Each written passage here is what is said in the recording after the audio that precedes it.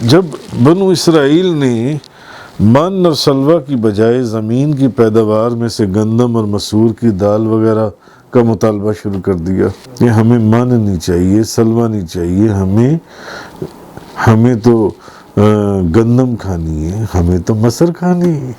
تو حضرت موسیٰ علیہ السلام نے ان کو تعجب اور سرزنش کرتے ہوئے فرمایا،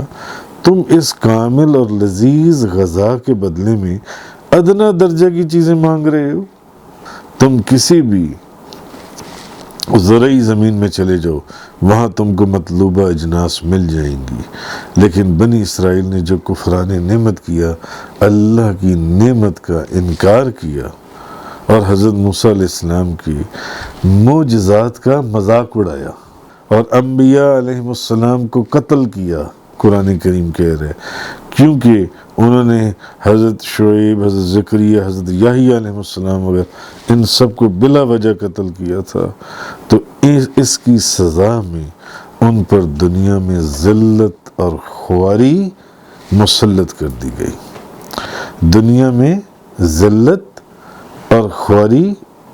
ان کے لیے ان پر مسلط کر دی گئی، اور وہ اللہ تعالیٰ کے غضب اور اس کی لعنت کے مستحق ہوئے، اور اخروی عذاب دائم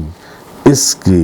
علاوہ ہے۔ اس سے ایک تو یہ بھی معلوم ہوا کہ بزرگوں سے دعا کرانا چاہیے، بزرگوں سے دعا کرانی چاہیے، اور بزرگوں کے پاس اپنے دکھ اور درد بیان کرنا جائز ہے،